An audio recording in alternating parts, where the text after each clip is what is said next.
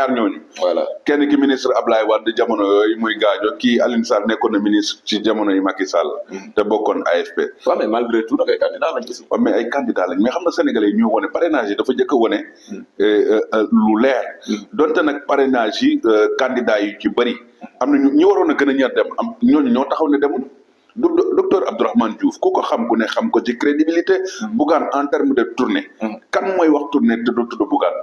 nga xam ne ba fongali mi dem na fa. fi gën a dem na ba au fin fond du Sénégal. fu ci nekk dem na fa teg fa tànkam.